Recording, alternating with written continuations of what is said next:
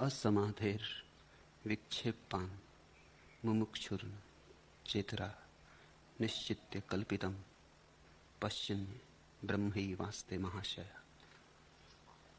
पहला सूत्र, महा से पुरुष विक्षेप रहित और समाधि रहित होने के कारण न मुमुक्षु है न गैर मुमुक्षु है।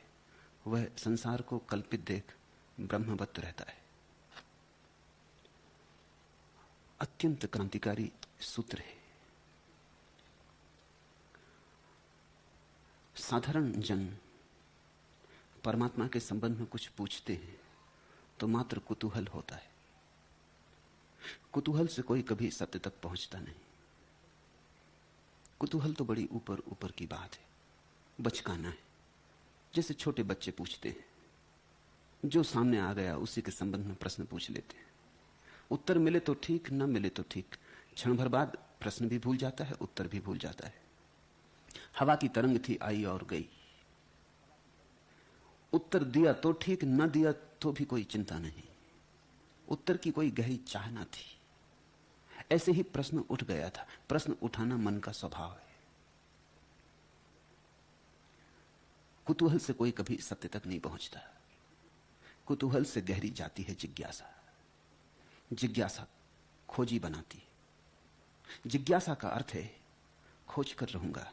प्रश्न मूल्यवान है और जब तक इस प्रश्न का उत्तर न मिले तब तक जीवन में अर्थ न होगा।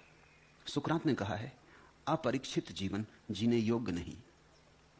जिस जीवन का ठीक से परीक्षण न किया हो और जिस जीवन का अर्थ बोध न हो, उसे भी क्या जीना। फिर आदमी और पशु के जीवन में भेद क्या।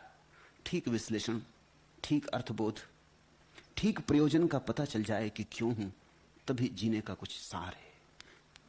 कुतूहल ऊपर ऊपर है, जिज्ञासा गहरे जाती, लेकिन फिर भी पूरे प्राणों तक नहीं जाती। अगर जीवन दांव पर लगाना हो तो जिज्ञासु दांव पर नहीं लगाता। उससे भी गहरी जाती है मुमुक्षा। मुमुक्षा का अर्थ होता है प्रश्न का उत्तर जीवन से भी ज्यादा मूल्यवान है। जिज्ञासा का अर्थ होता है जीवन को जीने के लिए प्रश्न का उत्तर जरूरी है, लेकिन जीवन से ज्यादा मूल्यवान नहीं। अगर कोई कहे कि जीवन को दे के उत्तर मिल सकता है तो क्या सार रहा। जीने के लिए ही उत्तर चाहिए था। अगर जीवन ही गंवा के उत्तर मिले, उस उत्तर का क्या करेंगे। मुमुक्षा का अर्थ होता है मोक्ष की आकांक्षा, परम स्वातंत्र्य की प्रबल अभिप्सा। अब अगर जीवन भी दांव पर लग जाए तो कुछ हर्ज नहीं। इतना महत्वपूर्ण है प्रश्न का उत्तर कि जीवन भी गंवाया जा सकता है, जीवन को भी दांव पर लगाया जा सकता है। मुमुक्षा और गहरे जाती। लेकिन यह सूत्र कहता है, ऐसा सूत्र किसी दूसरे शास्त्र में उपलब्ध नहीं। इसलिए मैं कहता हूं सूत्र बड़ा क्रांतिकारी है। अष्टावक्र के सूत्र कुछ ऐसे हैं कि किसी शास्त्रकार ने कभी इतने गहरे जाने का साहस नहीं किया। अष्टावक्र कहते हैं, महा से पुरुष विक्षेप रहित और समाधि रहित होने के कारण न मुमुक्षु है और न गैर मुमुक्षु है। लेकिन एक ऐसी भी दशा है जहां मुमुक्षा भी नहीं ले जाती। वहां जाने के लिए मुमुक्षा भी छोड़ देनी पड़ती। तो समझें, मुमुक्षा का अर्थ होता है स्वतंत्र होने की आकांक्षा, मोक्ष की आकांक्षा। लेकिन मोक्ष का स्वभाव ऐसा है कि कोई भी आकांक्षा हो तो मोक्ष संभव न हो पाएगा। मोक्ष की आकांक्षा भी बाधा बन जाएगी।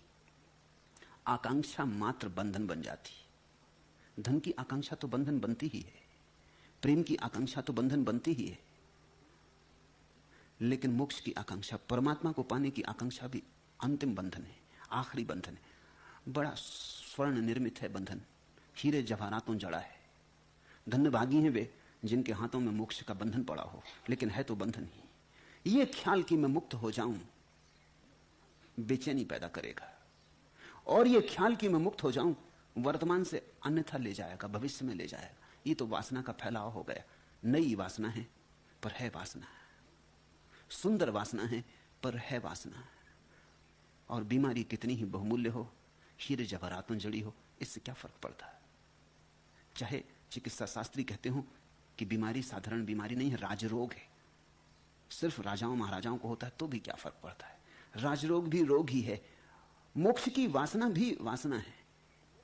इसे समझने की थोड़ी चेष्टा करें। आदमी बंधा क्यों है, बंधन कहां है। बंधन इस बात में है कि हम जो हैं उससे हम राजी नहीं, कुछ और होना है। तो जो हैं उसमें हमारी तृप्ति नहीं। जहां हम हैं, जैसे हम हैं, वहां हमारा उत्सव नहीं। कहीं और होंगे तो नाचेंगे, यहां आंगन टेढ़ा है। आज तो नहीं नाच सकते, आज तो सुविधा नहीं, कल नाचेंगे, परसों नाचेंगे, कल आता नहीं, कल ही नहीं आता तो परसों तो आएगा कैसे? रोज जब भी समय मिलता है वो आज होता है, और जो भी पास आ जाता है वहीं आंगन टेढ़ा हो जाता है। हमारे जीवन की धारा भविष्योन्मुख है। कल स्वर्ग में, मोक्ष में, कहीं और सुख है, यहां तो दुख है। वासना का अर्थ है यहां दुख, सुख कहीं और। सुख सपने में, यथार्थ में दुख। तो हम सपने को उतार लाने की चेष्टा करते हैं। स्वर्ग को उतारना है पृथ्वी पर, या अपने को ले जाना है स्वर्ग में। लेकिन आज और अभी और यहीं तो महोत्सव नहीं रच सकता। आज तो बांसुरी नहीं बजेगी, और जिसकी बांसुरी आज नहीं बज रही वही बंधन में, उसकी बांसुरी कभी नहीं बजेगी। या तो आज या कभी नहीं, या तो अभी या कभी नहीं। बंधन का अर्थ है हम भविष्य से बंधे। बंधन का अर्थ है भविष्य की वासना की डोर हमें खींचे लिए जाती, और हम आज मुक्त नहीं हो पाते। भविष्य हमें बांधे, वर्तमान मुक्त करता है। वर्तमान मुक्ति है। मोक्ष अभी है और संसार कल है। तुमने अक्सर उल्टी बात सुनी। तुमने सुना है संसार यहां है और मोक्ष वहां है। मैं तुमसे कहना चाहता हूं संसार यहां है, मोक्ष वहां नहीं।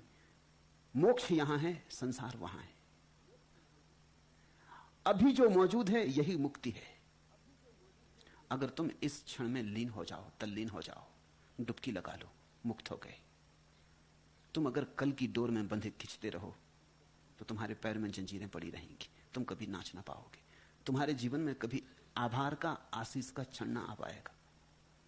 अष्टावक्र कहते हैं इसका अर्थ हुआ कि मुमुक्षा भी बंधन है। मोक्ष की आकांक्षा भी तो कल में ले जाती है। मोक्ष तो कभी होगा, मरने के बाद होगा, मृत्यु के बाद होगा।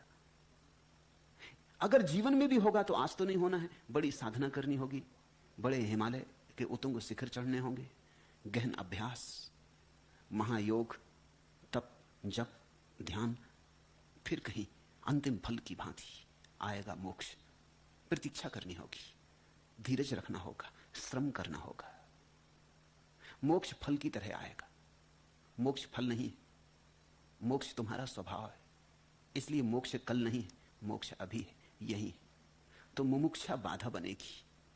जो मुमुक्षा से भरा है वो कुतूहल से तो बेहतर है, जिज्ञासा से भी बेहतर है, लेकिन उससे भी एक ऊपर दशा है, मुमुक्षु के पार। वीत मुमुक्षा की भी एक दशा है, जहां अब यह भी आकांक्षा न रही कि मोक्ष हो, स्वतंत्रता हो। जहां सारी आकांक्षाएं आमूल गिर गई। संसार की तो मांग रही ही नहीं, परमात्मा की भी मांग न रही, मांग ही न रही। उस घड़ी तुम्हारे भीतर जो घटता है वही मोक्ष है। उस घड़ी तुम जिसे जानते हो वही परमात्मा है। उस घड़ी तुम्हारे भीतर जो प्रकाश फैलता है, क्योंकि अब उस प्रकाश को बाधा डालने वाली कोई दीवार न रही, वही प्रकाश तुम्हारा स्वभाव है। तो मुमुक्षा के भी ऊपर जाना है। महाशय पुरुष, महाशय का अर्थ होता है जिसका आशय विराट हो गया। महाआशय, जिसका आशय आकाश जैसा हो गया, जिसके आशय पर कोई सीमा न रही। हम तो साधारणतः किसी को भी महाशय कहते हैं, शिष्टाचार तो ठीक है, लेकिन महाशय तो कभी किसी बुद्ध को, अष्टावक्र को, क्राइस्ट को, कृष्ण को, लाओत्सु को ही कहा जा सकता है। सभी को महाशय नहीं कहा जा सकता। कहते हैं शिष्टाचार है इस आशा में कि शायद जो आज महाशय नहीं है कल हो जाएगा। यह हमारी शुभाकांक्षा है, लेकिन सत्य नहीं है। महाशय का अर्थ होता है जिसके ऊपर आकांक्षा की कोई सीमा ना रही, आकांक्षा से मुक्त जिसका आकाश हो गया, वही महाशय। जिसको अब आकांक्षा का क्षितिज बांधता नहीं, जिस पर अब कोई सीमा ही नहीं है, असीम है। जिसके भीतर की चैतन्य दशा अब किसी चीज की प्रतीक्षा नहीं कर रही, क्योंकि जिसकी तुम प्रतीक्षा कर रहे हो उसी से अटके हो। जिसकी तुम प्रतीक्षा कर रहे हो उसी पर तुम्हारा सुख दुख निर्भर है। जिसकी तुम प्रतीक्षा कर रहे हो मिलेगा तो प्रसन्न हो जाओगे, नहीं मिलेगा तो विषाद से भर जाओगे। पर निर्भरता जारी रहेगी। मोक्ष का अर्थ है अब मैं पर निर्भर नहीं, अब मैं अपने में पूरा हूं, समग्र हूं। अब किसी भी बात की जरूरत नहीं है। जो होना था, जो चाहिए था, है, सदा से है। ऐसी महाशय की दशा।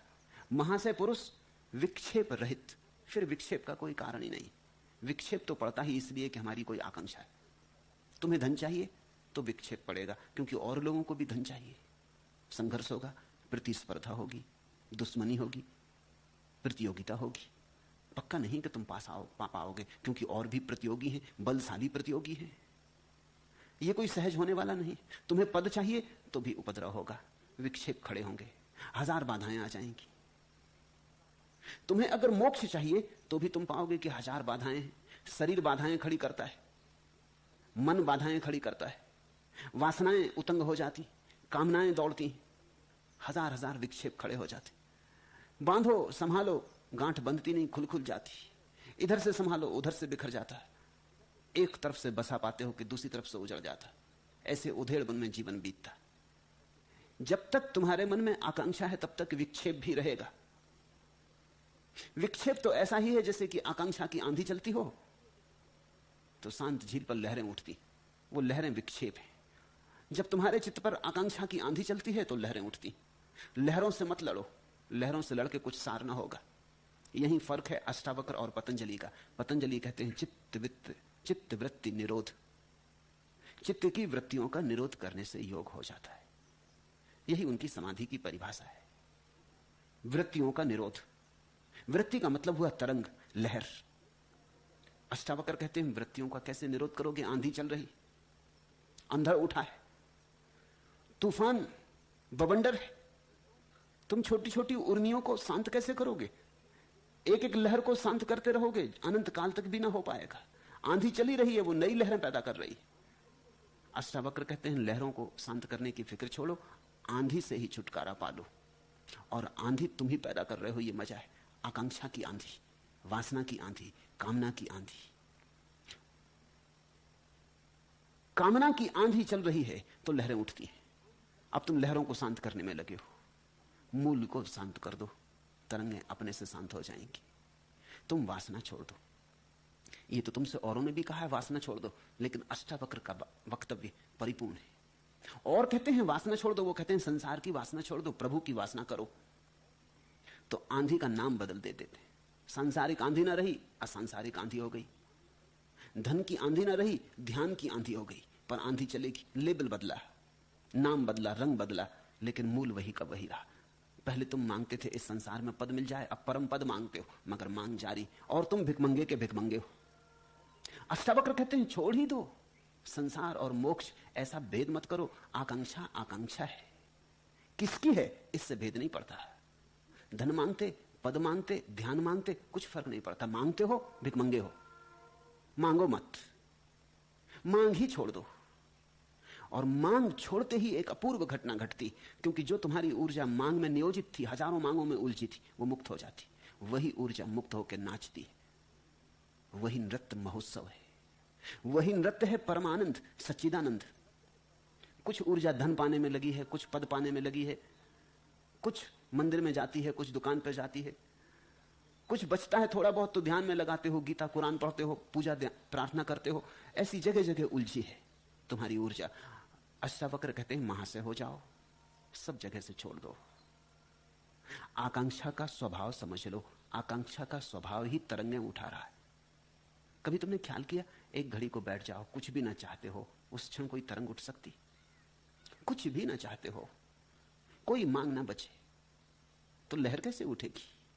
तुम कहते हो हम ध्यान करने बैठते हैं, लेकिन विचार चलते रहते। उसका कारण यही है कि तुम ध्यान करने तो बैठे हो, लेकिन तुम आकांक्षा का स्वरूप नहीं समझे हो सकता है तुम ध्यान करने इसलिए बैठे हो कि कुछ आकांक्षाएं पूरी करनी है, शायद ध्यान से पूरी हो जाएं। मेरे पास लोग आते हैं, वो पूछते हैं अगर ध्यान करेंगे तो सुख संपत्ति मिलेगी? सुख संपत्ति मिलेगी अगर ध्यान करेंगे? अब ये आदमी ध्यान कैसे करेगा?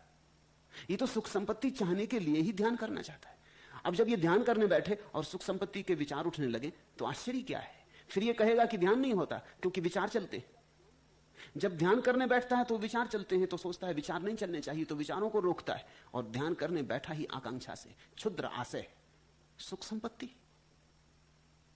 कोई कहता है ध्यान करेंगे तो स्वास्थ्य मिलेगा, कोई कहता है ध्यान करेंगे तो सफलता हाथ लगेगी। अभी तो विफलता ही विफलता लगती, ध्यान से जीवन का ढंग बदल जाएगा, सफलता हाथ लगेगी। अब ये जो आदमी सफलता की आकांक्षा से बैठा, पालथी मार के, आंख बंद करके, इसके भीतर सफलता की तरंगें तो चली रही हैं।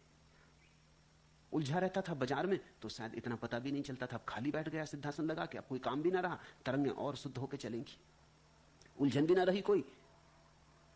मगर आंधी तो बह रही है, अंधड़ तो जारी है। अष्टावक्र कहते हैं आकांक्षा की आंधी तुम्हें अंधा बनाए हुए है। आकांक्षा की आंधी ने तुम्हें सीमा दे दी, तुम वही हो गए हो जो तुमने आकांक्षा पाल ली है। अगर तुम वस्तुओं को संग्रह करने में लगे हो तो अंततः तुम पाओगे तुम वस्तुओं जैसे ही गए बीते हो गए, किसी कचरे घर में फेंक देने योग्य हो गए। अगर तुमने धन चाहा तो तुम एक दिन पाओगे कि तुम भी धन के ठीकरे हो गए। जो तुम चाहोगे वैसे ही हो जाओगे, क्योंकि चाह तुम्हारी सीमा बनती और चाह का रंगत तुम पे चढ़ जाती, तुम वैसे ही हो जाते। तुमने कभी देखा कंजूस आदमी की आंखें देखी, उसमें वैसी ही गंदी घिनौनी छाया दिखाई पड़ने लगती है जैसे घिसे पिटे सिक्कों पे होती। तुमने कंजूस कृपण आदमी का चेहरा देखा, उस पे वैसा ही चिकनापन दिखाई पड़ने लगता है, घिनौना जैसा सिक्कों पे होता है, घिसते हैं एक हाथ दूसरे हाथ उधार चलते रहते हैं, वैसा ही घिनौनापन उसके चेहरे पे आ जाता। तुम जो चाहोगे, तुम्हारी जो चाह होगी वही तुम्हारी मूर्ति बन जाएगी।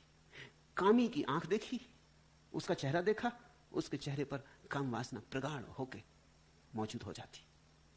उसके मन की भी पूछने की जरूरत नहीं, उसका चेहरा ही बता देगा, क्योंकि चित्त पूरा का पूरा चेहरे पे उंडला आता है। चेहरा तो दर्पण है, जो आकांक्षा भीतर चलती है चेहरे पर उसके चिन्ह बन जाते, मिटते नहीं। बड़ी पुरानी सूफी कथा है। एक सम्राट ने, जो मूसा का भक्त था, अपने चित्रकार को कहा, राज्य के बड़े से बड़े चित्रकार को, कि मूसा की एक तस्वीर बना दो मेरे दरबार में लगाने को। वो चित्रकार गया, मूसा जीवित थे, उसने मूसा के पास रहा, महीनों में तस्वीर पूरी की, फिर वो आया और जब वो तस्वीर दरबार में लगी तो राजा नाखुश हुआ। उसने कहा ये तस्वीर मूसा की नहीं मालूम पड़ती, चेहरे पर तो ऐसा लगता है जैसे कोई हत्यारा हो, चेहरे पर तो ऐसा लगता है जैसे कोई कामी हो, चेहरे पर शांति की, ध्यान की, समाधि की झलक नहीं है, कुछ भूल हो गई। चित्रकार ने कहा मैंने कुछ भूल नहीं की है, जैसा चेहरा था वैसा ही अंकित कर दिया है।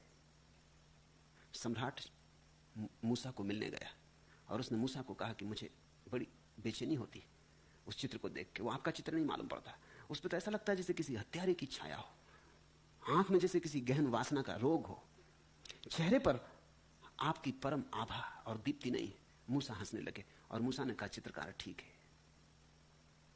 वो मेरे पहले दिनों की कथा है, वे चिन्ह गहरे पड़ गए हैं, मिटते नहीं। मैं बदल गया लेकिन चेहरे पर जो चिन्ह पड़ गए हैं वो मिटते नहीं। वो मेरे आधे जीवन की कहानी है। अब मैं ध्यान भी करता हूं, अब मैं शांत भी हूं, अब कोई वासना भी नहीं रही है, अब कोई संघर्ष भी नहीं है, हिंसा क्रोध भी नहीं है, लेकिन वो सब था। चित्रकार ने ठीक पकड़ा, उसने चमड़ी के भीतर पकड़ लिया। मैं भी जानता हूं, जब मैं गौर से आईने में अपने को देखता हूं, गौर से देखता हूं, तो मुझे भी दिखाई पड़ती हैं वो छायाएं जो कभी थी, जिनके चिन्ह पड़े रह गए। सांप निकल गया है लेकिन राह पर लकीर पड़ी रह गई, रस्सी जल गई है, ऐंठ रह गई है। तुम जो हो, तुम्हारी वासना की छाप, वही हो तुम। महाशय का अर्थ है जिसने अंतिम वासना भी छोड़ दी, मोक्ष को पाने की वासना भी छोड़ दी। ऐसा व्यक्ति विक्षेप रहित, और अनूठी बात सुनते हो, अष्टावक्र कहते हैं और समाधि रहित। जब विक्षेप ही ना रहा तो समाधि की क्या जरूरत। समाधि तो ऐसी है जैसे औषधि, रोग है तो औषधि की जरूरत है, रोग ही ना रहा तो औषधि की क्या जरूरत। समाधि का अर्थ होता है समाधान। समस्या है तो समाधान चाहिए, समस्या ही ना रही तो समाधान की क्या जरूरत। तो ये बड़ा अनूठा सूत्र है। असमाधेर विक्षेपान मुमुक्षुर्न चेतरा। ना तो मुमुक्षा है, ना मुमुक्षा है,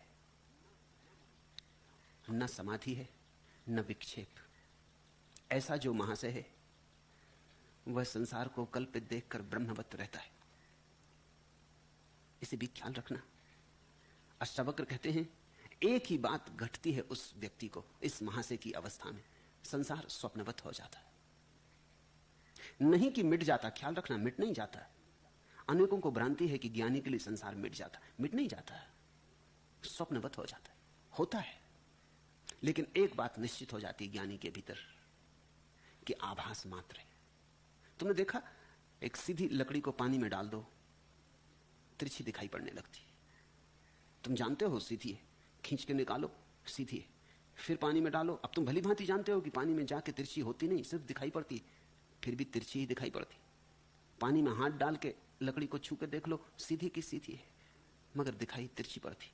अब तुम जानते हो कि लकड़ी सीधी है, तिरछी नहीं, सिर्फ आभास होता है। किरण के नियमों के कारण, प्रकाश के नियमों के कारण तिरछी दिखाई पड़ती। हवा के माध्यम और पानी के माध्यम में फर्क है, इसलिए तिरछी दिखाई पड़ती। ज्ञानी को संसार मिट नहीं जाता, स्वप्नवत हो जाता है। निश्चित्य कल्पितम, एक ही बात निश्चित हो जाती है कि कल्पना मात्र है। पश्यन ब्रह्मैव वास्ते महाशया, और ऐसा देखकर पश्यन ब्रह्मैव आस्ते, और ऐसा देखकर महाशय ज्ञानी ब्रह्म में ठहर जाता, अपने ब्रह्म स्वरूप में लीन हो जाता। पश्यन ब्रह्मैव आस्ते, डुबकी लगा लेता, ठहर जाता, केंद्र पर आ जाता।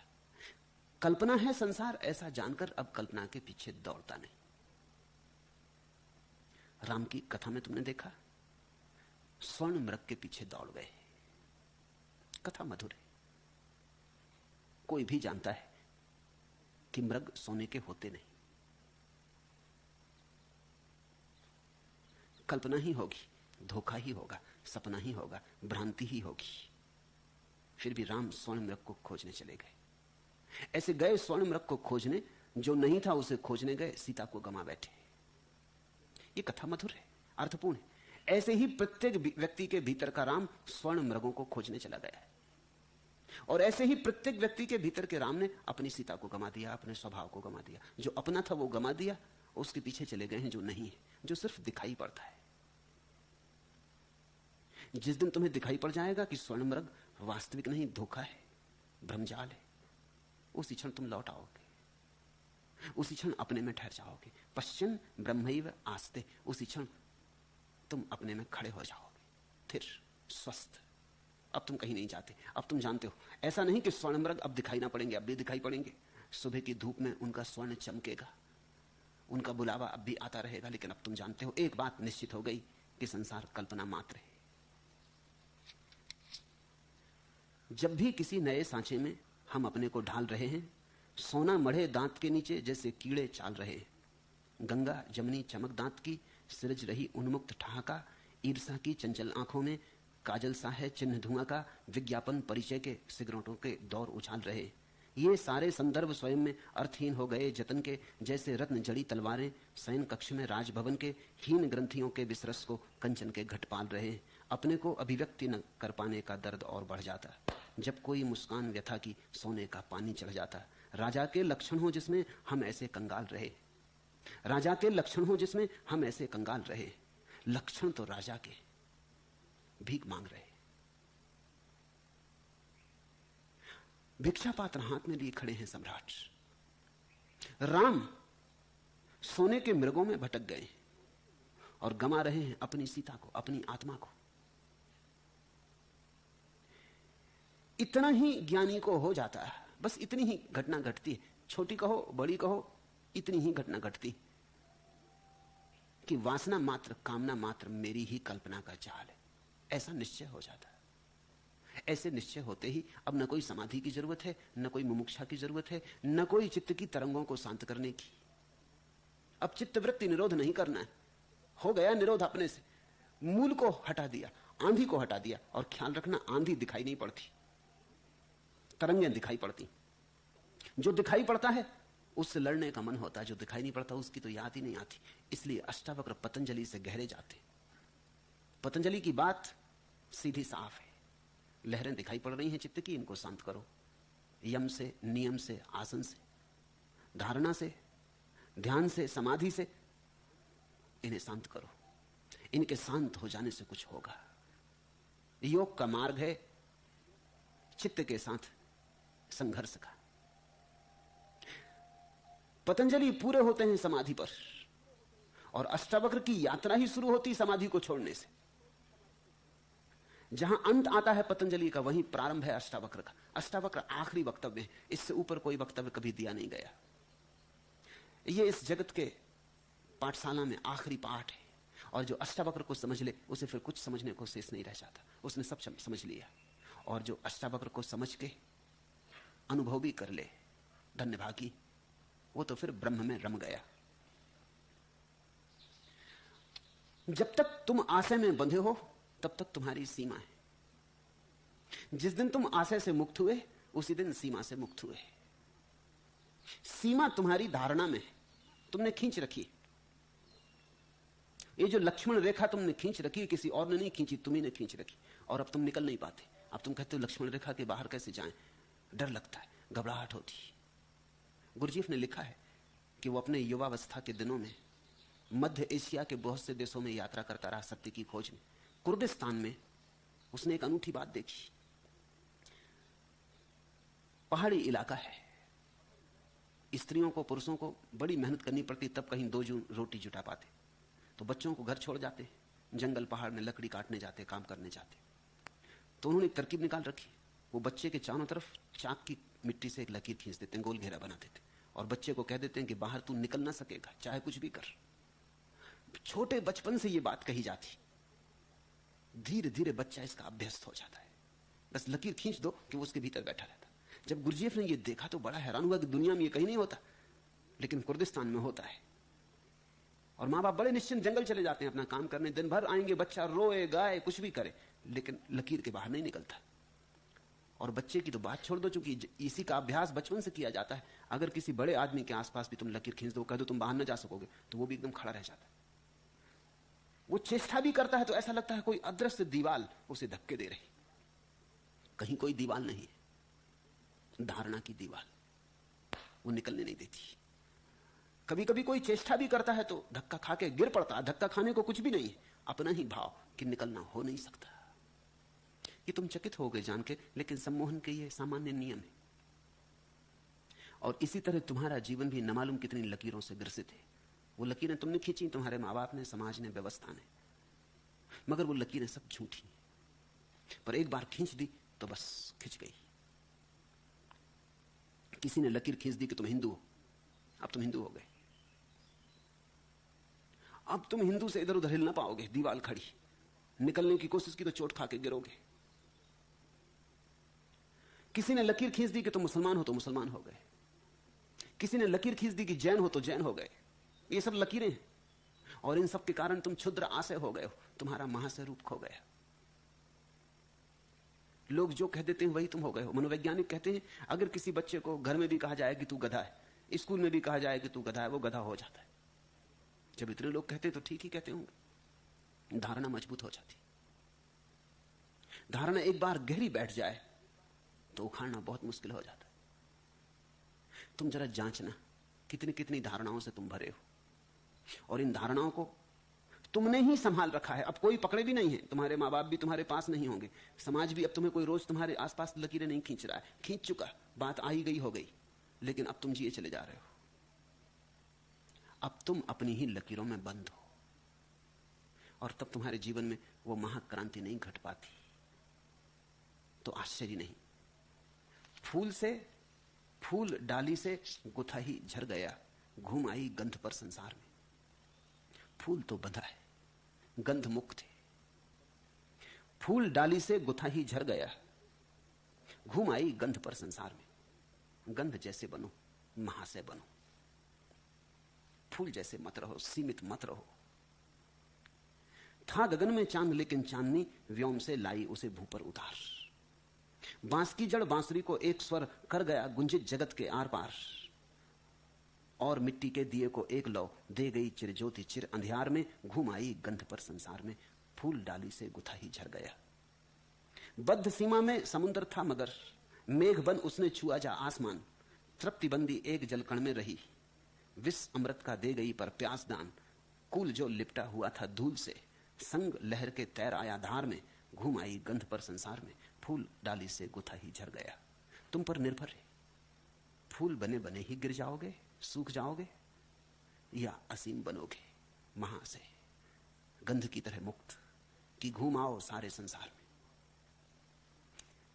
गंध बन जाओ तो मैं कहता हूं सन्यासी हो गए, फूल रह जाओ तो ग्रस्त। फूल यानी सीमा है, घर है, फूल यानी परिभाषा है, बंधन है, दीवार है। सन्यास यानी गंध जैसे मुक्त, सब दिशाएं खुल गई, सारी हवाएं तुम्हारी हुई, सारा आकाश तुम्हारा हुआ। जिसके अंतःकरण में अहंकार है वह जब कर्म नहीं करता है तो भी करता है, और अहंकार रहित धीर पुरुष जब कर्म करता है तो भी नहीं करता है। यह शांता स्याद अहंकारो न करोति करोति सा, निरअहंकार धीरेण न किंचित कृतम कृतम। अहंकार है तो तुम कुछ ना करो तो भी कर्म हो रहा है, क्योंकि अहंकार का अर्थ ही यह भाव है कि मैं करता हूं। और अगर अहंकार गिर गया तो तुम लाख कर्म करो तो भी कुछ नहीं हो रहा है, क्योंकि अहंकार के गिरने का अर्थ है परमात्मा करता है, मैं नहीं। इस बात को ख्याल में लेना, ऊपर ऊपर से भागने से कुछ भी नहीं होता।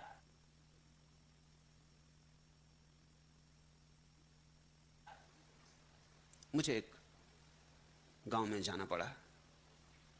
गांव में एक बाबा जी आए हुए थे। लोगों ने कहा कि देखिए बाबा जी कुछ भी नहीं करते, बस दिन भर बैठे रहते। मैंने भी देखा, बैठे थे, भभूत इत्यादि लगाए हुए, बड़े बड़े टीका लगाए हुए, धूनी रमाए हुए। तो मैंने कहा भभूत तो लगाते होंगे, टीका इत्यादि तो लगाते होंगे, तुम कहते बाबा जी कुछ भी नहीं करते,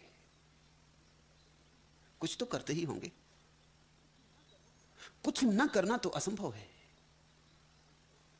पालथी मार के बैठे ये भी कर्म हो गया, जंगल भाग के जाओ तो भागना कृत्य हो गया, उपवास करो तो कृत्य हो गया, रात सो मत जागते रहो तो कृत्य हो गया। जीने का नाम कृत्य है, जब तक जी रहे हो कुछ तो करोगे। और मैंने कहा ये भभूत इत्यादि किस लिए रमाए बैठे? ये तुम्हारी राह देख रहे हैं, ये उनकी राह देख रहे हैं कि जो भभूत की पूजा करते हैं वो आते होंगे, चरण छुएंगे, पैसे चढ़ाएंगे, ये तुम्हारी प्रतीक्षा कर रहे हैं। और कोई आ जाएगा धनी मानी तो गांजा भांग का भी इंतजाम करेगा। वो आदमी चौंके जो मुझसे कह रहे थे, कहने लगे आपको कैसे पता चला कि बाबा जी गांजा पीते? पीते तो हैं, लेकिन करेंगे क्या यहां बैठे बैठे? ये धूनी रमाए बैठे हैं, करेंगे क्या? किस लिए रमाए बैठे? कुछ तो कर ही रहे। तुम कहते बाबा जी कुछ भी नहीं करते। जब तक जीवन है तब तक कृत्य है। एक बात तो ख्याल में ले लेना, कर्म से भागने का तो कोई उपाय नहीं। जो भी करोगे वही कर्म होगा। इसलिए कर्म से तो भागने की चेष्टा करना ही मत, उसमें तो धोखा बढ़ेगा। असली काम दूसरा है, अहंकार से मुक्त होना, कर्ता के भाव को गिराना। कर्म को गिराने से कुछ अर्थ नहीं है, कर्ता को जाने दो। फिर जो परमात्मा तुमसे करवाएगा करवा लेगा, नहीं करवाएगा नहीं करवाएगा। खाली बिठाना होगा खाली बिठा देगा, चलाना होगा चलाता रहेगा। लेकिन तुम ना अपने हाथ से चलोगे ना अपने हाथ से बैठोगे। इसको ही तो अष्टावक्र ने कहा सूखे पत्ते की भांति। हवाएं जहां ले जाएं सूखा पत्ता चला जाता। वो नहीं कहता कि मुझे पूरब जाना है, ये क्या अत्याचार हो रहा है कि तुम मुझे पश्चिम लिए जा रहे, मुझे पूरब जाना है। सूखा पत्ता कहता ही नहीं कि मुझे कहां जाना है। पूरब तो पूरब, पश्चिम तो पश्चिम। ले जाओ तो ठीक, न ले जाओ तो ठीक। छोड़ दो राह पर तो वहीं घर, उठा लो आकाश में तो गौरवान्वित नहीं होता, गिरा दो कूड़े करकट में तो अपमानित नहीं होता। सूखे पत्ते की भांति जो हो गया वही ज्ञानी है। और इस दशा को ही निरअहंकार कहा है। यह शांता स्याद अहंकारो न करोति करोति सा। जिसके अंतःकरण में अहंकार है वह जब कर्म नहीं करता तो भी करता है।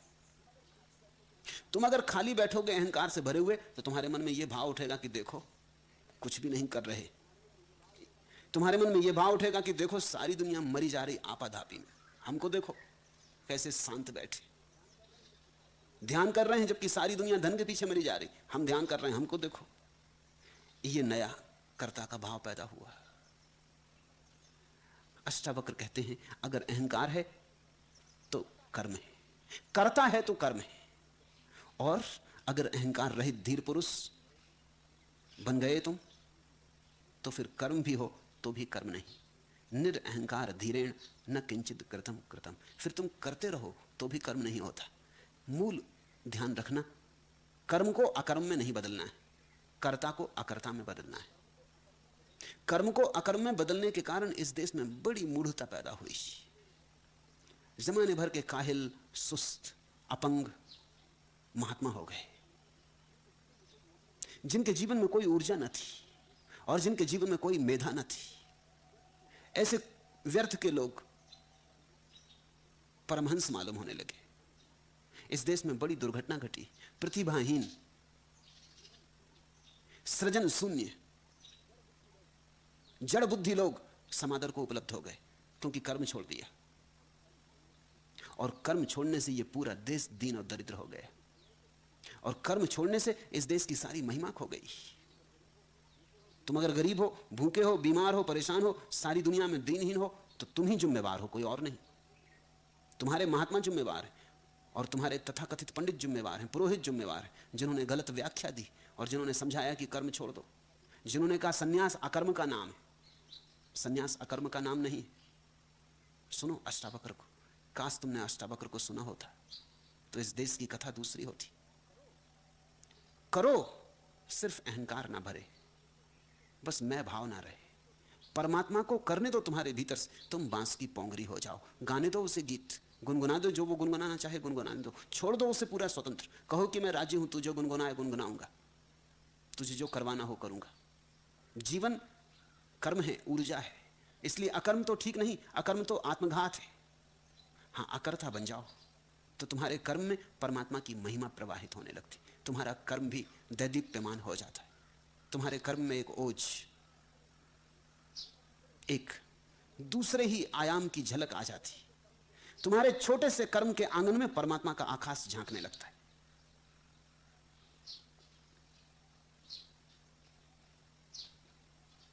ऐसा व्यक्ति सारी स्थितियों में परमात्मा को देखने लगता है, सारे कृत्यों में उसकी ही छाया पाने लगता है, और जो भी करता है अनुभव करता है उसी के लिए समर्पित है। यह कलियों की आनाकानी, यह अलियों की छीनाजोरी, यह बादल की बूंदाबांदी, यह बिजली की चोराचोरी, यह काजल का जादू टोना, यह पायल का शादी गौना, यह कोयल की कानाफूसी, यह मैना की सीनाजोरी। हर कीड़ा तेरी कीड़ा है, हर पीड़ा तेरी पीड़ा है। मैं कोई खेलूं खेल, दांव तेरे ही साथ लगाता हूं, हर दर्पण तेरा ही दर्पण है। मैं कोई खेलूं खेल, दांव तेरे ही साथ लगाता हूं, हर दर्पण तेरा ही दर्पण है। फिर सारा रहस्य, सारी लीला परमात्मा की। फिर न भागना है, न कुछ वर्जना है, न कुछ त्यागना है। त्यागना है एक बात, उसे तो हम त्यागते नहीं। हम सब त्यागने को तैयार हैं, धन छोड़ने को तैयार हैं, पद छोड़ने को तैयार हैं, पत्नी बच्चे छोड़ने को तैयार हैं। एक चीज छोड़ने को तैयार नहीं, मैं को छोड़ने को तैयार नहीं। इसलिए तुम बड़े चकित होगे। आदमी ने धन छोड़ दिया, पद छोड़ दिया, मकान छोड़ दिया, घर गृहस्थी छोड़ दी, वस्त्र छोड़ दिए, नग्न खड़ा हो गया, और देखो भीतर दहकता अंगारा अहंकार का, वह नहीं छूटा जो छूटना था। तुम्हारे सन्यासी में जैसा अहंकार प्रकट होता है वैसा किसी में प्रकट नहीं होता। अगर तुम्हें असली शुद्ध अहंकारी देखने हो तो साधु, सन्यासी, मुनि, महाराजों में देखना। संसार में तो तुम्हें अशुद्ध अहंकारी मिलेंगे, मिलावट है संसार में बहुत। शुद्ध अहंकारी तुम्हें मंदिरों में, पूजा गृहों में मिलेंगे, वहां मिलावट भी नहीं है, वहां बिल्कुल शुद्ध अहंकार है, जहरी जहर है।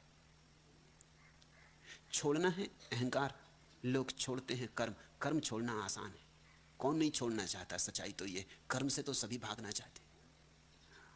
कौन नहीं चाहता कि छुटकारा मिले कर्म से? कर्ता को कोई नहीं छोड़ना चाहता। जिसको कोई नहीं छोड़ना चाहता उसी को छोड़ने में गौरव है।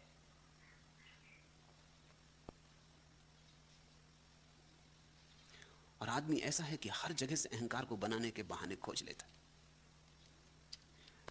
मुल्ला नसरुद्दीन को लॉटरी में पहला इनाम मिल गया। स्वयं तो पढ़ा लिखा है नहीं, तो जो स्वयं पढ़े लिखे नहीं होते उनको अपने बेटे बच्चों को पढ़ाने की बड़ी धुन होती। उनके बहाने ही कम से कम पढ़े लिखों के माँ बाप हो जाएं। लॉटरी में पैसा हाथ लग गया तो उसको एकदम धुन सवार हुई कि सुपुत्र को खूब पढ़ाना है। किसी ने सलाह दी कि जब पढ़ा ही रहे हो तो विदेशी भाषाएं पढ़ाओ, तो मुल्ला ने कहा ये बिल्कुल ठीक सुझाव है। अतः विदेशी भाषा सिखाने वाले विश्वविद्यालय में पहुंचा। उपकुलपति से बोला, मैं अपने पुत्र को विदेशी भाषा सिखाना चाहता हूं, खर्च की फिक्र ना करें, जो खर्च होगा दूंगा। उपकुलपति ने पूछा, महानुभाव कौन सी विदेशी भाषा सिखाना चाहते हैं? French, German, Spanish, Italian? Mulla Nasruddin ने कहा, सब विस्तार में मत पढ़ो, इनमें जो भी सबसे ज्यादा विदेशी हो वही सिखाना चाहता हूं। मेरा बेटा ऐसी वैसी विदेशी भाषा नहीं सीखेगा, सबसे ज्यादा विदेशी। अब सबसे ज्यादा विदेशी क्या होता है? लेकिन अहंकार रास्ते खोजता है। अहंकार को हर जगह प्रथम होना चाहिए। तो एक बड़ी मजे की घटना घटती, आदमी विनम्रता तक में अहंकार खोज लेता। वो कहता, मुझसे विनम्र कोई भी नहीं, मुझसे विनम्र कोई भी नहीं। तो यहां भी अहंकार मजे ले रहा है, यहां भी प्रतिस्पर्धा जारी है। बस तुम एक बात छोड़ दो तो सन्यास घट गया। तुम ये मैं भाव छोड़ दो। और मजा तो यह है कि इसको छोड़ के कुछ छूटेगा नहीं, इसको छोड़ के तुम बहुत कुछ पाओगे। इसको पकड़ने के कारण सब छूटा हुआ है, इसके पकड़ने के कारण तुम दीन दरिद्र बने हो, इसके पकड़ने के कारण तुम्हें सीमा मिल गई है। इसको छोड़ते ही फूल मुक्त हो जाएगा, गंध हवाओं में उड़ेगी। इसको छोड़ते ही बूंद सागर बनेगी।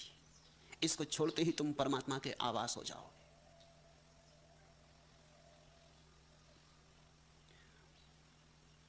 तीसरा सूत्र पुनः अत्यंत क्रांतिकारी। मुक्त पुरुष का उद्वेग रहित, संतोष रहित, कर्तृत्व रहित, स्पंद रहित, आशा रहित और संदेह रहित चित्त ही शोभायमान है। नो उद्विग्नम न चा संतुष्टम अकर्त स्पंद वर्जितम निरासम गत संदेहम चित्तम मुक्तस्य राजते। एक एक शब्द को समझने की चेष्टा करें। मुक्त पुरुष का उद्वेग रहित, ये तो समझ में आता है। ये तो और शास्त्र भी कहते हैं कि मुक्त पुरुष में कोई उद्वेग ना होगा, परम शांति होगी। लेकिन तत्क्षण अष्टावक्र कहते हैं संतोष रहित। हम तो आमतौर से सोचते हैं कि जो शांत है वो संतुष्ट होगा। हमारा तो संतोष का अर्थ ही होता है, शांत व्यक्ति को हम कहते हैं बड़ा संतुष्ट, बड़ा शांत, बड़ा सुखी, संतोषी, सदा सुखी। अष्टावक्र कुछ गहरी बात कह रहे हैं। अष्टावक्र कहते हैं संतोष भी उद्वेग की छाया है। जो उद्विग्न होता है वो कभी कभी संतुष्ट भी होता है, लेकिन जिसका उद्वेग ही चला गया, अब कैसा संतोष? जहां असंतोष ना रहा वहां कैसा संतोष? जब असंतोष ही ना रहा तो संतोष भी गया। तुम जरा ऐसा समझो, जो आदमी सदा से स्वस्थ रहा है, जो कभी बीमार नहीं हुआ, उसे स्वस्थ होने का पता भी नहीं चलता, चल भी नहीं सकता। पता चलने के लिए बीमारी जरूरी है। बीमारी खटके, बीमारी दुख दे तो स्वास्थ्य का पता चलता है। अगर बीमारी हो ही ना तो स्वास्थ्य कैसा? जिस दिन बीमारी गई उसी दिन स्वास्थ्य भी गया। स्वास्थ्य और बीमारी साथ साथ, एक ही सिक्के के दो पहलू। असंतोष संतोष साथ साथ, अशांति शांति साथ साथ, सुख दुख साथ साथ, एक ही सिक्के के दो पहलू। इसलिए पहली बात जब वो कहते हैं उद्वेग रहित, तो उन्होंने बड़ी महत्वपूर्ण बात कह दी। आगे के लिए वो अब साफ करते हैं संतोष रहित, क्योंकि कहीं भूल ना हो जाए, कहीं तुम ये ना समझ लो कि उद्वेग रहित आदमी का अर्थ होता है संतोषी। संतोष वहां का, संतोष तो असंतुष्ट आदमी की लक्षण है। जब कोई आदमी मेरे पास आके कहता है कि मैं तो बिल्कुल संतुष्ट हूं, तभी मुझे लगता है कि आदमी असंतुष्ट होना चाहिए, नहीं तो ये संतोष की बात ही क्यों कर रहा है। खोजबीन करता हूं तो फौरन पता चल जाता है तो असंतुष्ट, अपने को मना बुझा के संतुष्ट कर लिया है, ठोक पीट के जमा जमू के बैठ गए है तो असंतोष गहरा, लेकिन अब करें क्या? असहाय। जो कर सकते थे करके देख लिया, उससे कुछ होता नहीं। उछल कूद बहुत कर ली, अंगूरों तक पहुंच नहीं पाए, अब कहते हैं खट्टे। अब कहते हैं हम तो संतुष्ट हैं, हमें धन ज्यादा नहीं चाहिए। ऐसा नहीं कि नहीं चाहिए, अगर आज पड़ा मिल जाए राह के किनारे तो उठा लेंगे। कहते हैं हमें कोई पद नहीं चाहिए, लेकिन अगर आज छींका टूटे बिल्ली के भाग्य से और कोई पद सिर पे आ बैठे तो मगन हो जाएंगे। प्रतीक्षा ही कर रहे थे, वो संतोष इत्यादि सब समाप्त हो जाएगा। अगर कुछ मिल जाए तो अभी तैयार है, लेकिन सब चेष्टा करके देख ली, मिलता नहीं। अब अहंकार को बचाने का एक ही उपाय है, संतोष। इसे थोड़ा समझना। संतोष कहीं तुम्हारे अहंकार को बचाने के लिए उपाय ना हो। अक्सर तो होता है, क्योंकि दौड़ते हैं और हर बार हारते हैं, तो हर बार पीड़ा होती है और अहंकार टूटता है, बिखरता है। अब दौड़ नहीं छोड़ दिया, अब कहने लगे हमें दौड़ में रस ही नहीं, हम तो संतोषी आदमी, हमें क्या दौड़ में लेना देना, ये तो पागलों का काम है कि दौड़ते रहो। ये तरकीब ना हो, ये कहीं उपाय ना हो, ये आड़ ना हो। जानते तो हैं कि दौड़ेंगे तो गिरेंगे, जानते हैं कि दौड़ेंगे तो जीत ना सकेंगे, तो अब दौड़ते ही नहीं। लेकिन मन को समझाने के लिए कोई उपाय तो चाहिए, दूसरों को समझाने के लिए कोई उपाय तो चाहिए, कोई रैशनलाइजेशन, कोई तर्क। तो अब उन्होंने तर्क खोज लिया कि हमें रस ही नहीं। तुम अपने सन्यासियों में, मुनियों में, साधु महाराजों में 99% ऐसे लोग देखोगे जो हारे हुए लोग हैं, जो जीवन में जीत नहीं सकते थे, जिनके पास प्रतिभा जीतने योग्य थी भी नहीं। वो बैठ गए, वो कहते हैं अंगूर खट्टे। अब वो दूसरों को समझा रहे हैं, जो दौड़ रहे हैं उनको समझा रहे हैं कि दौड़ो मत, इसमें कुछ सार नहीं है, सब असार है। दौड़ना वो खुद भी चाहते हैं, मगर जानते हैं कि अपनी सामर्थ्य नहीं, अपनी सीमा नहीं। इसलिए अब निंदा करो। संसार की जो निंदा कर रहा हो, खूब देख, गौर से देखना, कहीं ना कहीं उसका संसार में रस अटका होगा, नहीं तो निंदा भी क्यों करेगा। मैं तो तुमसे कहता कि जाओ संसार में, दिल खोल के जाओ, जूझ लो, देख ही लो अगर कुछ हो देखने को, पा ही लो अगर कुछ पाने को हो। ऐसे अधूरे मत लौटाना। अधूरे लौटने का आकर्षण है, बीच में रुक जाने का आकर्षण है। जब देखो कि हारने लगे और लोग जीतने लगे, जब देखो कि दूसरे पहुंचने लगे, तब बहुत मन होता है ऐसा कि अब यही कह दो कि दौड़ ही बेकार है, कम से कम कुछ तो बचाव हो जाएगा, सुरक्षा हो जाएगी। निंदा कर दो संसार की। इसलिए अष्टावक्र कहते हैं ऐसा पुरुष उद्वेग रहित है और संतोष रहित। तत्क्षण जोड़ दिया उन्होंने एक शब्द जो बड़ा बहुमूल्य है। ऐसे व्यक्ति को तुम ये मत सोच लेना कि उसने संतोष कर लिया है, नहीं, उसने जान ही लिया कि संतोष भी व्यर्थ है, असंतोष भी व्यर्थ है। उसने बीमारी तो फेंकी ही फेंकी, साथ साथ औषधि और डॉक्टर का प्रिस्क्रिप्शन भी फेंक दिया है, अब उसको रखने की कोई जरूरत नहीं है। ऐसा व्यक्ति निर्द्विघ्न है, अब उसके भीतर कोई उद्वेग नहीं है, अब कोई द्वंद्व नहीं उठता, शांति अशांति, सुख दुख, सफलता असफलता, धर्म अधर्म, संसार मोक्ष, ऐसे कोई द्वंद्व नहीं उठते, सारे द्वंद्वों के बाहर। ऐसा व्यक्ति परम आनंद में लीन है, कर्तव्य रहित। और ऐसा व्यक्ति अब नहीं देखता कि मेरा कोई कर्तव्य है, कि मुझे कुछ करना है। जो अस्तित्व करा लेता, हवा का झोंका जहां ले जाता, सूखे पत्ते को चला जाता। अब वो कर्तव्य की भाषा में नहीं बोलता, अब वो ये नहीं कहता मेरा कर्तव्य है, मुझे करना है, मुझे करना ही होगा, मैं नहीं करूंगा तो कौन करेगा, मैं नहीं करूंगा तो संसार का क्या होगा। इस तरह की भाषा नहीं बोलता। वो कहता मैं नहीं करूंगा, कोई और करेगा।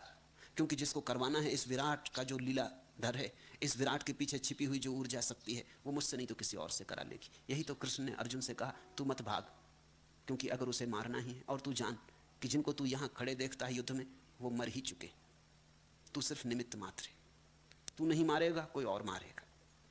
ये धनुष गांडीव का अगर तेरे कंधे ना चढ़ेगा, किसी और के कंधे चढ़ेगा। तेरे भागने से कुछ भी ना होगा, जो होना है होकर रहेगा, जो होना है वही होगा। इसलिए तू भाग ना भाग, कुछ अंतर नहीं पड़ता। नाहक भागने में तेरा अहंकार निर्मित होगा, तू परमात्मा को समर्पित ना हो सका। तूने सब ना छोड़ दिया, तूने ये ना कह दिया कि जो करवाओ करूंगा, तूने अपने को बचा लिया। तेरा कर्तापन छोड़ दे। संतोष रहित, कर्तव्य रहित, स्पंद रहित। स्पंद ही उठते हैं वासना के कारण, आकांक्षा के कारण, नए नए स्पंद उठते। तुमने देखा, अगर कभी जीवन में स्पंद नहीं उठते तो तुम धीरे धीरे मुर्दा होने लगते हो। तुम्हें नए स्पंद चाहिए। एक धंधा किया, अब ठीक है, अब कोई नया धंधा चाहिए, ताकि फिर से स्पंदन उठे, फिर से जीवन धार बहे। एक दिशा में सफलता पाली, अब दूसरी दिशा में भी सफलता चाहिए।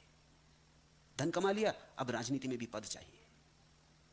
राजनीति कमा ली, अब ध्यान भी करना है। नए नए स्पंदन उठते।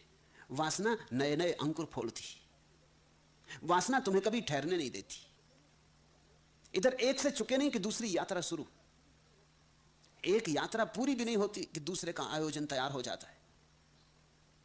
महाशय व्यक्ति स्पंदन रहित होता है। उसके जीवन में अब कोई स्पंदना नहीं है, कोई उत्तेजना नहीं है। अब कुछ पाने को नहीं है, कुछ जाने को नहीं है, कहीं पहुंचने को नहीं। पहुंच गया, जहां है वही उसकी मंजिल है। इस सत्य की उद्घोषणा अगर तुम्हें समझ में आ जाए तो तुम इसी क्षण नाच उठोगे।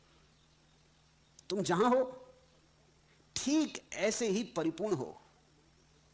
सब स्पंदन मन के धोखे हैं, और स्पंदनों के कारण तुम वही नहीं देख पाते जो तुम हो। जरा गौर से देखो और जरा समझपूर्वक अपने भीतर उतरो। क्या कमी है? नाचना है, आनंदित होना है, कुछ भी तो कमी नहीं। परमात्मा बरस रहा है। इस घड़ी जितना बरस रहा है इससे ज्यादा कभी भी नहीं बरसेगा। इतना ही बरसता रहा है सदा से, इतना ही सदा बरसेगा।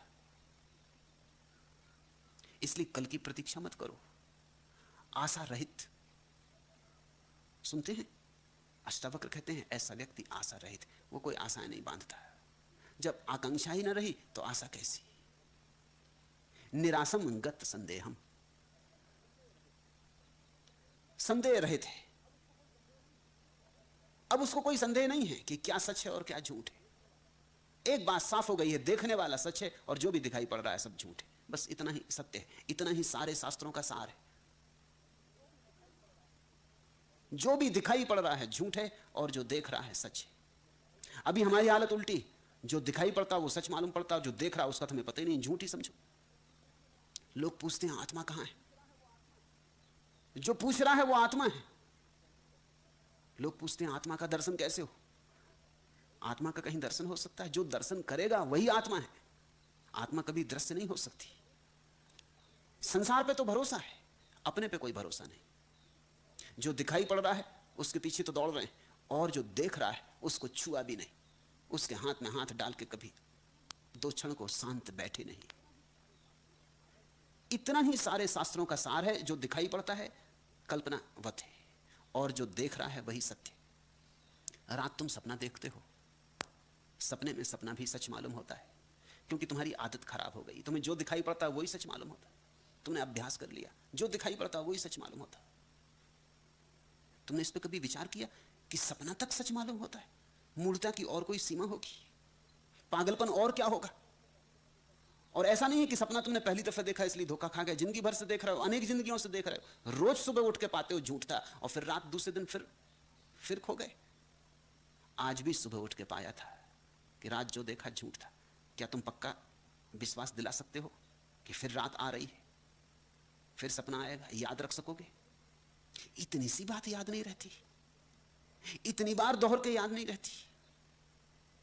फिर नींद पकड़ती, फिर भ्रांति हो जाती, फिर भूल हो जाती, फिर सपना सच मालूम होता।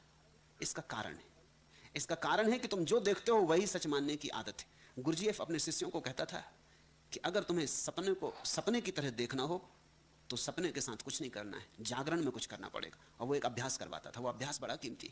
वो कहता था कि दिन भर 3 महीने तक कम से कम जो भी दिखाई पड़े होश से समझना कि झूठ है। जैसे अभी मैं बोल रहा हूं यहां, अब तुम ये सोच सकते हो कि कोई नहीं बोल रहा, ये सब अपना सपना है। कठिन होगा, सच भी नहीं है, मगर ये 3 महीने का अभ्यास। वृक्ष दिखाई पड़ रहे हैं, तुम ख्याल रखना कि सपना है, झूठ है। जो भी दिखाई पड़ रहा है झूठ है।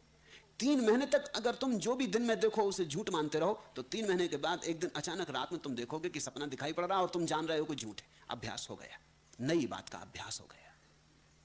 यही तो हिंदुओं के माया के सिद्धांत का सारा अर्थ है। गुरुजीएफ का जो प्रयोग है वो माया का प्रयोग है। हिंदुओं का यह कहना कि संसार माया है सिर्फ इतना ही अर्थ रखता है कि तुम अगर जागते में याद कर लो, अभ्यास कर लो, तो एक दिन नींद में भी पक्का हो जाएगा कि सपना झूठ है। और रात सपने खो जाएं, दिन में विचार खो जाएं, तो धीरे धीरे तुम्हें उसकी याद आने लगेगी जो देख रहा है। अभी तो हम इतने ग्रसित हैं दृश्य के साथ कि दृष्टा की स्मृति नहीं आती। और वही मूल सत्य है, स्रोत सत्य है, वही हमारी वास्तविक संपदा है। वहीं छिपा है महाशय, वहीं हमारा आकाश छिपा है। आशा रहित, संदेह रहित चित्त ही शोभायमान है।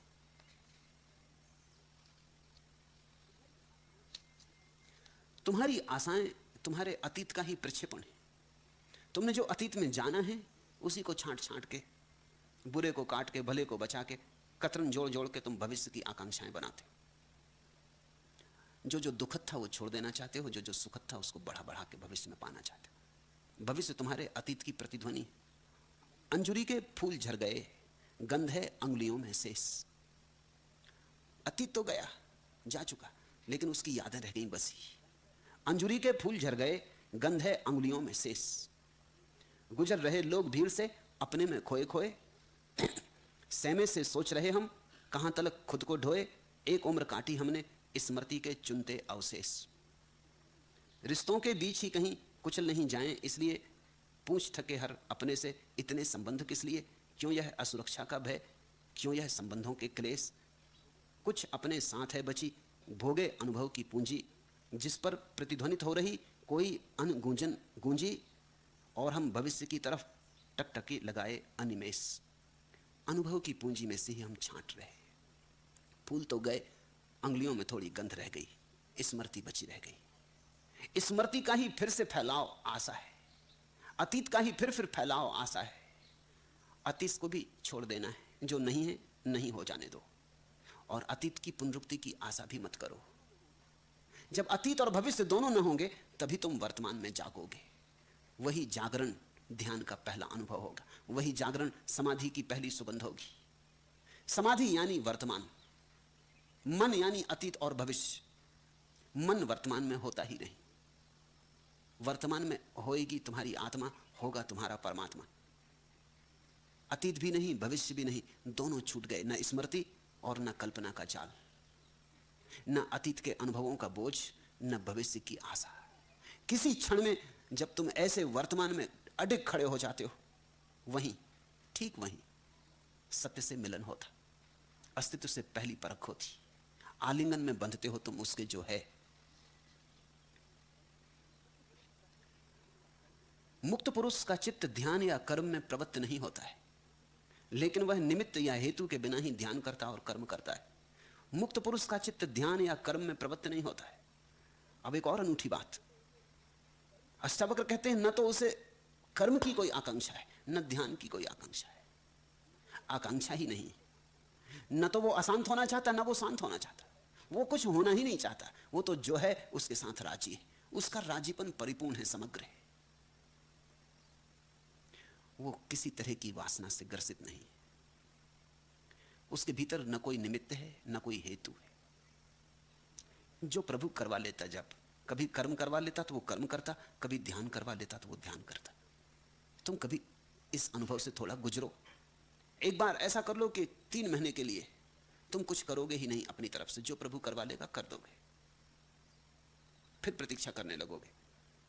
कभी मौन ला देगा तो तुम मौन बैठ जाओगे, कभी वाणी मुखर कर देगा तो तुम बोलोगे, कभी कोई गीत आएगा तो गाओगे, और कभी चुप्पी आ जाएगी तो चुप रह जाओगे। शुरू शुरू में कठिन होगा, क्योंकि बड़ी विभूचन होगी। कोई बोलने आया और प्रभु तुम्हारे भीतर बोलता नहीं, तो तुम्हें क्षमा मांगनी होगी। तुम कहोगे भीतर प्रभु भी बोलते नहीं। शुरू शुरू अड़चन होगी। कभी कोई काम का बड़ा जाल सिर पे खड़ा होगा और भीतर से प्रेरणा ना उठेगी प्रभु की, तो तुम नहीं करोगे, चाहे कुछ भी हो, कुछ भी खोए, कुछ भी हानि हो। और कभी कभी व्यर्थ के काम को प्रभु करवाना चाहेगा, ऊर्जा उठेगी, बड़ा प्रेरणा आएगी कि जाओ सड़क साफ कर डालो, तो तुम सड़क साफ कर डालोगे। लोग पागल कहेंगे, लेकिन अगर तुम 3 महीने भी इस प्रक्रिया से गुजर जाओ, तुम्हारे जीवन में कुंजी हाथ आ जाएगी। उसी कुंजी की तरफ अष्टावक्र के सारे सूत्र इशारा है। और एक बार तुम्हें आनंद आ जाए, और ऐसा आनंद आएगा, ऐसा अनिर्वचनीय आनंद आएगा जैसा तुमने कभी जाना नहीं, फिर तुम लौट ना सकोगे।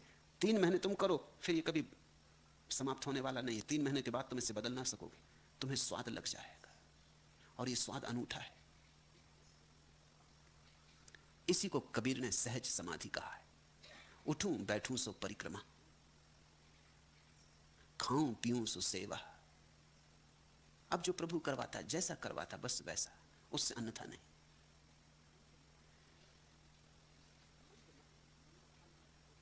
मंदमति यथार्थ तत्व को सुनकर मूढ़ता को ही प्राप्त होता है, लेकिन कोई ज्ञानी मूढ़वत होकर संकोच या समाधि को प्राप्त होता है। निर्धातुम चेष्टुम वापि यंचितम न प्रवर्तते, निर्निमित्तमिदम किंतु निर्ध्याति विचेष्टते। तत्वम यथार्थमाकरणम मंदा प्राणपौति मूढ़ताम, अथवा अयाति संकोचम मूढ़ा को अपि मूढ़वत। वो जो मंद बुद्धि है, यथार्थ को सुनकर भी मूढ़ता को ही प्राप्त होता है, और जो ज्ञानी है वो मूढ़वत होकर संकोच या समाधि को प्राप्त होता है। तुम पर निर्भर है। इन सूत्रों में तो बड़े रहस्य की कुंजियां छुपी हैं, लेकिन क्या तुम करोगे तुम पर निर्भर है। तुम इनके गलत अर्थ कर सकते हो और बड़ी आसानी से, और जितना महान सूत्र हो उतने ही गलत अर्थ की संभावना बढ़ जाती है। और अष्टवक्र का एक एक सूत्र अंगारे की तरह, चाहो तो तुम्हारे जीवन में ज्योति हो जाए, और अगर मंद बुद्धि से काम लिया तो बुरी तरह जलोगे। अब जैसे अष्टवक्र कहते हैं परमात्मा पर छोड़ दो, सब होने दो जो हो। अब अगर मंद बुद्धि आदमी हुआ तो वो सोचेगा चलो अब चादर तान के सो, अब कुछ करने को क्या, जब परमात्मा को करने दो, जो करना होगा करेगा, चादर तान के सो। आलसी व्यक्ति, मंद बुद्धि व्यक्ति इससे आलस्य का सूत्र निकाल लेगा। अकर्ता तो नहीं बनेगा, कर्म छोड़ देगा। वो कहेगा अभी अपना करने जैसा कुछ है ही नहीं। अष्टावक्र कहते हैं समाधि के भी पार चला जाता है वहां से। मूढ़ जो होगा वो कहेगा अब ध्यान करने से क्या सार, जब समाधि के पार ही जाना है तो क्या सार। ध्यान के भी पार चला जाता है तो वो कहेगा छोड़ो ध्यान। मूढ़ व्यक्ति कहेगा कि जब मुमुक्षा भी व्यर्थ है तो क्यों खोजें सत्य को, क्यों खोजें आत्मा को, क्यों परमात्मा को। आदमी पर निर्भर है। मैंने सुना है मुल्ला नसरुद्दीन की पत्नी उसे मनोचिकित्सक के पास ले गई और उसने कहा मेरे पति को हमेशा कुछ ना कुछ भूल आने की आदत है, कभी छाता, कभी फाउंटेन पेन, कभी जूते। बात यहां तक हो जाती है कि अगर चश्मा और रुमाल यही चीजें भूलते रहें तो भी ठीक है, कभी कभी मुझे तक भूल आते। साथ ले जाते क्लब में और खुद नदारत हो जाते, घर पहुंच जाते, फिर पीछे कहते मुझे याद ही ना रही। मनोचिकित्सक ने कहा घबराओ मत, इलाज हो जाएगा। फिर उसने मुल्ला की तरफ गौर से देखा, मुल्ला को जानता भली बात। उसने कहा लेकिन एक बात ख्याल रखना कि इलाज के बाद कहीं प्रवृत्ति उलट ना जाए और ये कहीं कुछ का कुछ घर लाना शुरू ना कर दे। छाता ले आए, किसी दूसरे के जूते उठा लाए। पत्नी ने थोड़ा सोचा, फिर बोला तो फिर रहने दे, ऐसे ही ठीक है। तो दूसरे की पत्नी ले आए, अभी तो भूल आता है, वहां तक ठीक है। मूढ़ व्यक्ति जो भी करेगा उसमें कुछ ना कुछ मूढ़ता रहेगी, इसलिए बहुत सावधानी से। इसलिए गुरु का बड़ा अर्थ है, नहीं तो तुम्हारी मूढ़ता से तुम्हें कौन बचाए। ये सारे अनूठे प्रयोग अगर किसी गुरु के सानिध्य में किए तो खतरा नहीं होगा। कोई नजर रखेगा, कोई ख्याल रखेगा कि तुम्हारी मूढ़ता कहीं विपरीत परिणाम न लाने लगे। कोई तुम्हारे ऊपर ज्योति स्तंभ की तरह खड़ा रहेगा, कोई दर्पण की तरह तुम्हारे चेहरे की सारी आकृतियों को प्रकट करता रहेगा।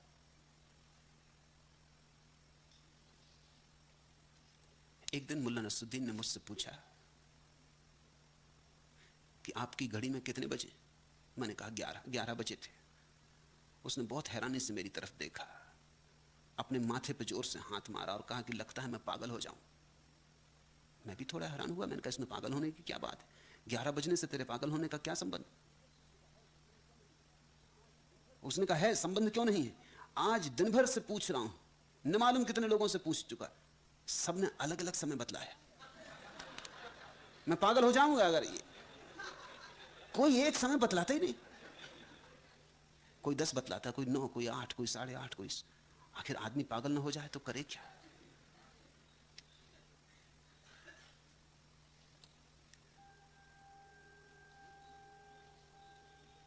मंदमति यथार्थ तत्व को सुनकर भी मूढ़ता को ही प्राप्त होता है।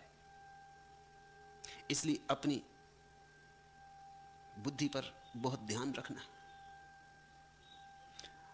अगर जरा भी अपनी बुद्धि पर संदेह हो तो किसी सद्गुरु के साथ पकड़ लेना। जरा सा भी अगर बुद्धि में शक हो कि अपने पैर से, अपने ही हाथ से हम कुछ गलत कर लेंगे तो बचना। और कोई ज्ञानी मूढ़वत होकर संकोच या समाधि को प्राप्त होता है। ऐसी उल्टी दुनिया, यहां मूढ़ तत्व की बात सुन के भी और मूढ़ हो जाता, और यहां ज्ञानी तो ऐसा कुशल होता कि ज्ञान की बात सुन के मूढ़वत हो जाता। संसार में ऐसा व्यवहार करने लगता जैसे मैं कुछ जानता ही नहीं, मूढ़वत हो जाता। और इस तरह संसार से अपने बहुत से व्यर्थ के संबंध छोड़ लेता है। मूढ़वत हो जाता है तो लोग उससे पीछे छोड़ देते, मूढ़वत हो जाता है तो लोग उसकी चिंता नहीं करते। मूढ़वत हो जाता है तो लोग उसे उलझनों में नहीं डालते। मूढ़वत हो जाता है तो कोई उसे किसी काम में नहीं उलझाता। कहते हैं महावीर जब संन्यास्त होना चाहते थे तो उन्होंने आज्ञा मांगी, लेकिन मां ने कहा जब तक मैं जीवित हूं संन्यास नहीं, तो वो रुक गए। फिर मां चल बसी। मरघट से लौटते थे, भाई से कहा कि अब मैं संन्यास ले लूं, क्योंकि मां से वायदा किया था, वो भी बात हो गई, वो भी चल बसी। भाई ने कहा ये कोई वक्त, इधर हम मां की पीड़ा से मरे जा रहे हैं कि मां चल बसी हो, तू छोड़ के जाने की बात करता, भूल के ये बात मत करना। तो वो चुप हो रहे। लेकिन फिर उन्होंने जीवन का एक ऐसा ढंग अख्तियार किया कि घर में किसी को पता ही नहीं चलता कि वो हैं भी कि नहीं। वो ऐसे चुप हो गए, ऐसे संकोच को उपलब्ध हो गए कि साल 2 साल में घर के लोगों को ऐसा लगने लगा कि उनका घर में रहना न रहना बराबर है। आखिर घर के लोगों ने ही कहा कि अब हम आपको रोकें, ये ठीक नहीं, आप तो जा ही चुके, देह मात्र यहां है, प्राण पखेरु तो जा चुके, आपकी आत्मा तो जा चुकी जंगल, अब हम रोकेंगे नहीं। घर के किसी काम में, घर की किसी व्यवस्था में कोई मंतव्य ना देते, धीरे धीरे सरक गए, शून्यवत हो गए। इसका नाम है संकोच। लेकिन कोई ज्ञानी मूढ़वत होकर संकोच या समाधि को प्राप्त होता है। संकोच संकोचम मूढ़ा को अपि मूढ़वत। कोई धीरे धीरे अपने व्यर्थ के फैलाव को सिकोड़ लेता है, अपने व्यर्थ के व्यापार को सिकोड़ लेता, जैसे मछुआ अपने जाल को सिकोड़ लेता, जैसे सांझ सूरज अपने जाल को सिकोड़ लेता। ऐसा कोई ज्ञानी तत्व की बात सुन लेता है तो मूढ़वत हो जाता है, संसार से अपने को ऐसे तोड़ लेता है जैसा मूढ़ हो गया, अब संसार से कुछ लेना देना नहीं, और समाधि को प्राप्त हो जाता है। अज्ञानी चित्त की एकाग्रता अथवा निरोध का बहुत बहुत अभ्यास करता है, लेकिन धीर पुरुष सोए हुए व्यक्ति की तरह अपने स्वभाव में स्थित रहकर कुछ करने योग्य नहीं देखता है। ये सूत्र भी खूब ध्यानपूर्वक सुनना। एकाग्रता निरोधोवा मूढ़ेर अभ्यस्ते भ्रसम धीरा कृत्यम न पश्यन्ति सुप्तवत स्वपदे स्थिता। अज्ञानी चित्त तो बड़ी एकाग्रता और निरोध का बहुत बहुत अभ्यास करता है। अज्ञानी को अगर धुन पकड़ जाती है, अज्ञानी बड़ा धुनी होता है, पागल होता है। धन की धुन पकड़ जाए तो धन के पीछे लग जाता, ध्यान की धुन पकड़ जाए तो ध्यान के पीछे लग जाता। अज्ञानी जिद्दी होता है, हठी होता है। अज्ञानियों ने तो हठ योग पैदा किया, पागल की तरह लग जाता है, फिर सारा अहंकार उसी में लगा देता है। अज्ञानी चित्त की एकाग्रता अथवा निरोध का बहुत बहुत अभ्यास करता है, लेकिन धीर पुरुष सोए हुए व्यक्ति की तरह अपने स्वभाव में स्थित रहकर कुछ करने योग्य नहीं देखता। सुप्तवत स्वपदे। ज्ञानी तो धीरे धीरे अपने में विश्रांति को पहुंच जाता है। जैसे नींद में, गहरी नींद में तुम्हारा अहंकार कहां होता है? गहरी नींद में जब स्वप्न भी खो जाते हैं तब तुम्हारे विचार कहां होते हैं? गहरी नींद में जब मन में कोई तरंग नहीं होती, तुम्हारी कौन सी सीमा होती? गहरी सुसुप्ति में तुम महाशय हो जाते हो। न तुम पति रह जाते, न पत्नी, न हिंदू न मुसलमान, न ईसाई न बौद्ध, न स्त्री न पुरुष, न बाप न बेटे, न गरीब न अमीर, न जवान न बूढ़े, न सुंदर न कुरूप। गहरी प्रसुप्ति में तुम्हारे सब विशेषण समाप्त हो जाते। तुम होते हो जरूर, लेकिन बड़े विराट हो जाते। अष्टावक्र कह रहे हैं कि ज्ञानी पुरुष ऐसे जीने लगता है जैसे प्रतिपल गहरी सुसुप्ति में न अहंकार, न हिंदू न मुसलमान, न ईसाई न बौद्ध, न सुंदर न कुरूप, न धनी न गरीब, न नैतिक न अनैतिक, न साधु न असाधु, कोई भी नहीं। धीरा कृत्यम न पश्यन्ति सुप्तवत स्वपदे स्थिता।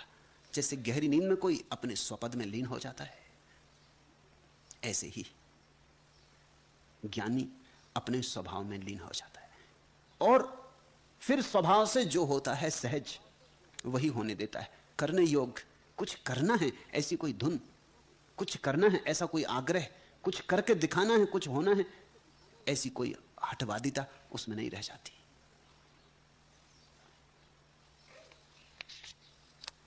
और ऐसी अवस्था में तुम सब जगह परमात्मा को पाओगे।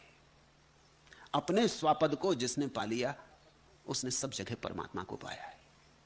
फूल फूल, पत्ती पत्ती में, झरने झरने में, हर आंख में।